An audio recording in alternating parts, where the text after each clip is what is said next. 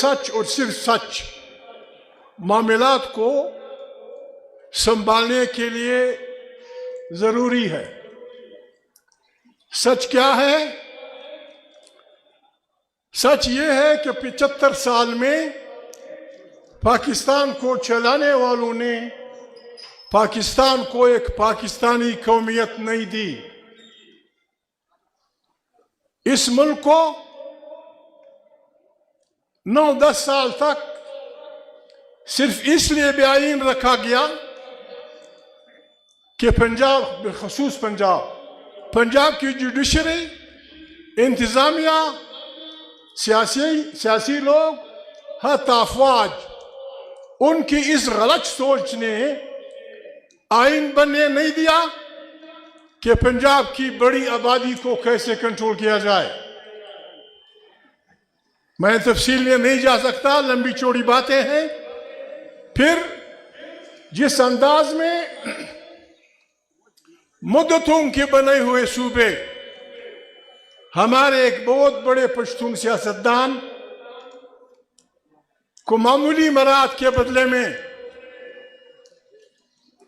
सारे सूबे हल करके 1 यूनिट की तश्कील की गई और पैरिसी की बुनियाद पे बंगाल की 54% आबादी और हमारी 46% आबादी की बराबरी का ऐलान किया गया। खालिद शहीद ने सन 56 में अपने बयान में कहा था कि अपनी कौम को दूसरों की बड़ी आबादी से बचाना या उनके मफादात का ख्याल करना, क्या ये अयाशी सिर्फ बंगाल और पंजाब के लिए होनी चाहिए थी, या हम गरीब कौमियतों का भी कुछ होना होगा? पाकिस्तान अपनी बदतरीन बुहरानों में मुब्तला है। पाकिस्तान के इस बुहरान से निकलने का वाहिद रास्ता ये है, हमारी तरबियत ही ऐसी हुई है, बाढ़ में जाए इलेक्शन, बाढ़ में जाए कौमी असेंबली, बाढ़ में जाए सेनेट, बाढ़ में जाए सूबाई असेंबली, हमें एक ऐसा पाकिस्तान चाहिए जिसमें इंसाफ का बोलबाला होगा, जिसमें मुतफ़िक़ा आइन की बालादस्ती होगी, जिसमें मुंतखब पार्लियामेंट ताकत का सरचश्मा होगी और जो पॉलिसियां बैरूनी वो अंदरूनी वो पार्लियामेंट से बनाई जाएंगी। हमें इसलिए बुरा भला कहा जा रहा है कि हम पागल नहीं हैं। मियां नवाज शरीफ, मैं माफी चाहता हूं, बड़ी मुश्किल से एक तंजीम बनी थी जिस पे पाकिस्तान की तमाम बड़ी तस्वीरें दस्तखत किए थे। वो पता नहीं क्यों इमरान की दुश्मनी में इस हद तक चली गई कि उसका एक लीडर कहता है कि मैं 30 साल से एस्टेब्लिशमेंट की चांद आंख का तारा हूं। शर्म की बात है, शर्म की बात है। एक ऐसा आदमी जिसने पीडीएम के इलाहनामे पे दस्तखत किए हैं और उसका तीसरा या चौथा नुक्ता यह है कि अफवाज पाकिस्तान जिस तरह दुनिया में तमाम अफवाज सियासत से दूर रखी गई हैं, हमारी अफवाज भी दूर रहेंगी। मैं क्या करूं, दोस्त हैं सारे। पश्तूनख्वा मीडिया पार्टी ने और कोई कमाल नहीं किया। हमने जब मियां मोहम्मद नवाज शरीफ एक गलत रास्ते पे थे, जमहूरी अंदाज में जब एक गलत रास्ते पे थे और उन्होंने इस्लामी जमहूरिया इत्तेहाद, जिसमें हमारे बलूचिस्तान और पश्तूनख्वा वतन के बड़े बड़े अकाबरीन सारे शामिल थे, हम पार्लियामेंट में नहीं थे। बेनजीर की हुकूमत के खिलाफ उन्होंने IGI बनाई तो पश्तूनख्वा मीडिया पार्टी वाहिद पार्टी थी जिसने मियां नवाज शरीफ और IGI के बड़े बड़े अकाबरीन, जिनमें पश्तून लीडर भी थे, बलोच भी थे, सिंधी भी थे, हमने काले झंडों से उसका इस्तकबाल किया था। हमारी दुश्मनी नहीं थी। نہ اجاز سے تھی، نہ نواز شریف سے، نہ کسی اور سے. ہمیں یہ ملک عزیز ہے، ہمیں یہ ملک عزیز ہے. اس کی سرزمین میں ہماری مساجد ہیں. اس کے ایک بہت بڑے حصے پہ پشتون اپنی آبائی زندگی پہ اپنی افتخار روایت کے ساتھ زندگی گزار رہا ہے. ہم نے کبھی یہ گڑبڑ نہیں کی. ہم نے اس فوج کو پاکستان کا فوج کہا جو پنجاب کے 4 ضلعوں کی فوج ہے. ہم نے کبھی ایسی بات نہیں کی. ہمیں انگریزوں کے وقت سے لے کے پھر پاکستان میں ہمارے اکابرین کو صرف اس لیے جیلوں میں رکھا گیا کہ انہوں نے کہا کہ ہر آدمی کا ووٹ ہوگا. یا ایف سی آر تھا، یہاں کوئی مائی کلال بول نہیں سکتا تھا. پاکستان کسی کے خواب میں خیال میں بھی نہیں تھا. 1929 میں عبدالصمد اچکزئی وہ اپنے آپ کو ایک بیوہ کا یتیم بچہ کہتا تھا. اس نے کسی یونیورسٹی میں تعلیم حاصل نہیں کی تھی. وہ بڑے دینی عالموں کی سربراہی میں کی رہبری میں اپنے گھر میں اس سیاسی وہ پھلا پھوسا تھا. اس نے کبھی کسی سیاسی جماعت کی نہ دیکھا تھا کسی پارٹی کو، نہ کسی لیڈر سے ملاقات کی تھی. وہ اپنی سندوش میں لکھتے ہیں کہ جب میں گھر کی ذمہ داریوں سے آیا اور یہاں پھرا علاقوں میں نے پشتونوں میں جو بربادی دیکھی، جو مشکلات دیکھی، میں ذاتی طور پہ اس نتیجے پہ پہنچا کہ پشتونوں کی یا بلوچوں کی یا ہمارے ہندوستان کے عوام کی بربادی کی وجہ خارجی حکمرانی ہے. اور میں نے اپنے ساتھ 2 وعدے کیے کہ اس سرکار کی میں نے نوکری نہیں کرنی، اور اپنے سیاسی مقاصد کے لیے خان عبدالصمد خان اچکزئی کے سیاست کے 3 بڑے وہ تھے. وہ سامراج دشمن تھا، وہ فیوڈل ضد تھا، وہ جمہوری آدمی تھا. آپ ہمیں اس لیے جیلوں میں ڈال رہے تھے کہ ہم نے ایک ووٹ کی بات کی، ہم نے پارلیمنٹ کی بات کی، اور پھر جب پاکستان بنا تو شریف آدمی کو خان عبدالصمد خان کو یعنی الزام یہ تھا بلوچستان سیفٹی ایکٹ تمہاری وجہ سے امن کو خطرہ ہے، لہذا تم 6 مہینے جیل میں رہو گے. دنیا جانتی ہے. آج لوگ چیخ رہے ہیں کہ ہمارے ساتھ یہ ہوا، ہمارے ساتھ یہ ہوا. میڈیا والوں، ہم بچوں کو، ان کے بزرگ بھائی عبدالسلام خان کو، ہم خاندان والوں کو مہینے میں صرف 1 خط لکھنے کی اجازت تھی. اور حکم کیا تھا؟ طالب خان آپ ان باتوں کو جانتے ہیں.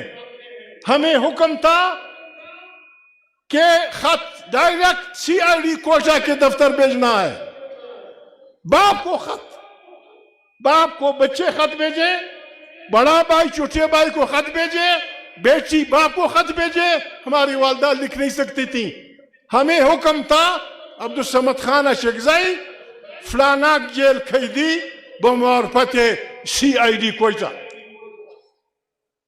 یہ تماشے ہمارے ساتھ ہوئے. اس لیے ہمیں ڈیموکریسی عزیز ہے. ہم ڈیموکریسی پہ، آئین کی بالادستی پہ، پارلیمنٹ کی اختیار پہ کسی سے کوئی کمپرومائز نہیں کریں گے. اور پاکستان ڈوب جائے گا. پاکستان ڈوب جائے گا اگر پاکستان میں آئین کی بالادستی کی بات نہیں کی گئی. پاکستان کے بچانے اور چلانے کا ایک ہی راستہ ہے. پہلے ہم تجویز کرتے تھے، اب ہم مطالبہ کرتے ہیں. الیکشن سے پہلے اگر کسی کو پاکستان عزیز ہے، اور یقیناً عزیز ہے، الیکشن سے پہلے تمام پاکستان کے اسٹیک ہولڈرز کی، جس میں ججز بھی ہوں، اخباروں والے بھی ہوں، عالم فاضل لوگ بھی ہوں، اہل عقد بھی ہوں، علماء بھی ہوں، سیاسی بھی ہوں، کاروباری بھی ہوں، سب مل کے 3 دن تک اس ڈوبتے ملک کو بچانے کے لیے سوچیں، اور ایک جمہوری رائے عمل کے اس پہ آ کے پھر الیکشن کا اعلان ہو۔ ایسا نہیں ہوگا۔ پوچھا جا رہا ہے فلانے کو فلانی سیٹ، فلانے کو فلانی سیٹ، جس کو بھی دینی، ہمیں کوئی سیٹ نہیں چاہیے، کوئی سیٹ نہیں چاہیے ہمیں وہ سیٹ چاہیے جو ہمیں عوام دے گی، جو ہمیں عوام دے گی۔ میں نواز شریف سے ریکویسٹ کرتا ہوں، بلاول سے کرتا ہوں، مولانا فضل الرحمان سے، تمام سیاسی پارٹیوں سے کہ خدا کو مانیں، اس ملک کو بچائیں، اس ملک کو بچائیں۔ اس کا واحد راستہ، واحد علاج یہاں ایک آئینی حکمرانی ہے۔ پاکستان بحران میں گر چکا ہے۔ ہم پاگل نہیں ہیں، ہم پاگل نہیں ہیں کہ ہم خدا نخواستہ یہ چاہتے ہیں کہ جرنیلوں کو پھانسیاں ہوں یا فلانا ہو، لیکن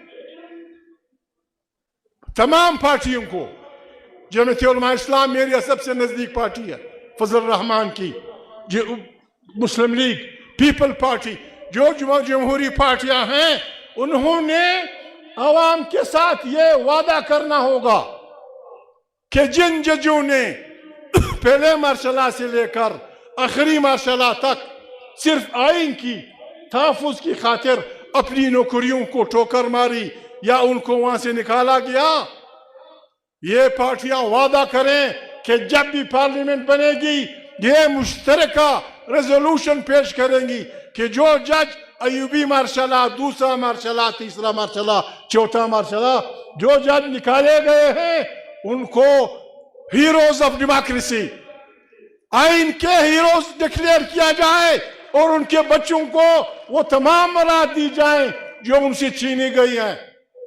اور جن ججوں نے بے ایمانی کر کے آئین کا حلف اٹھا کے جرنیلوں کا ساتھ دیا ہے، میں زیادہ تو نہیں بول سکتا، ان کو تو کم سے کم ان کی ججی سے فارغ چٹھی، ان کی تصاویر ہائی کورٹ، سپریم کورٹ سے باہر پھینک دینی چاہیے، جنہوں نے آئین کا سودا کیا، جنہوں نے فلانا کیا۔ پاکستان بحرانوں میں ہے، اس کا علاج یہ ہے جس طرح ساؤتھ افریقہ میں اپرٹائڈ کے وقت لوگ بیٹھے، ریکنسیلیشن کی، ججمنٹ ٹوٹو، فلانا کہ بابا ماضی کو بھول جاؤ، آؤ پاکستان کو نئے سرے سے ایک جمہوری انداز میں چلاتے ہیں۔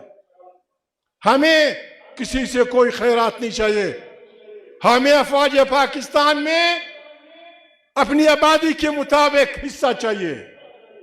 پاکستان کی افواج پاکستان کے تمام اداروں میں سندھیوں کو، بلوچوں کو، پشتونوں کو آبادی کی بنیاد پہ، تاکہ ایک فوج پاکستانی فوج بنے۔ دوسری بات یہ ہے، یہاں 21ویں صدی میں خدا کو خوف کریں، 21ویں صدی میں پنجاب کے نام سے صوبہ ہے، بلوچ کے نام سے ہے، اس میں مارا بھی کچھ حصہ پسا ہوا ہے، سندھی کے نام سے ہے۔ آخر پشتونوں نے، ہم نے کون سا گناہ کیا ہے؟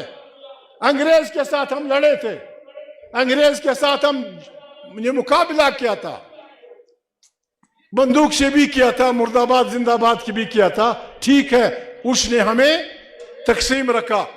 موجودہ پاکستان کیوں 75 سال سے ہمیں تقسیم رکھ رہا ہے؟ جب یونٹ بن رہا تھا، میاں والی اور اچک بنوں کا حصہ تھے، کیا میاں والی کے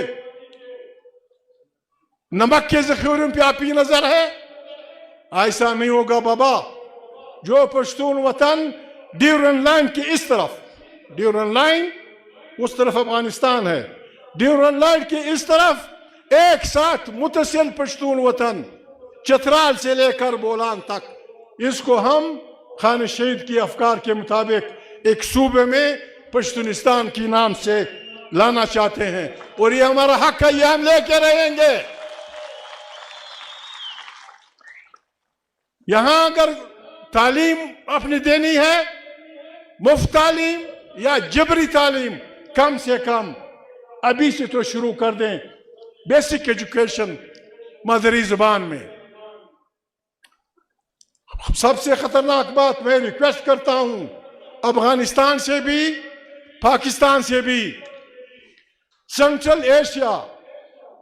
ایشیا کے سستے انرجی کے ذخائر پہ تمام دنیا کی نظر ہے اور اس کا سب سے شارٹیسٹ پاسبل سب سے سیدھا چھوٹا راستہ گوادر ہے. گوادر سے سنٹرل ایشیا تمام دنیا کی بندرگاہوں سے بہت نزدیک ہے. یہ پاکستان کے اور افغانستان کے حکمرانوں کے عقل کا امتحان ہے.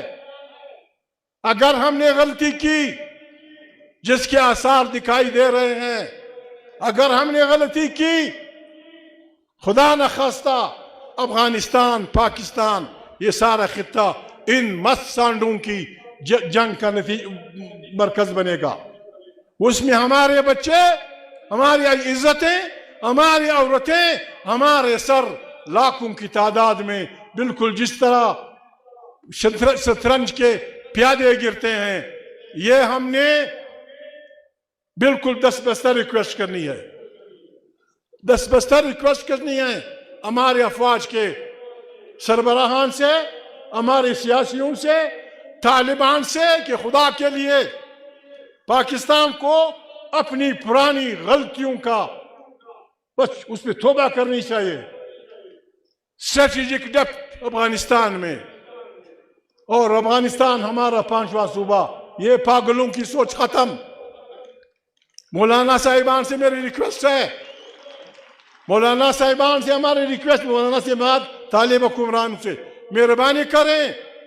یہ وقت تمام افغانوں کی اور ادھر تمام پاکستان کے رہنے والوں کی مل بیٹھ کر علیحدہ مل بیٹھ کر ایک قومی فکر اور ایک قومی ارادہ، اس کے لیے ضروری ہے.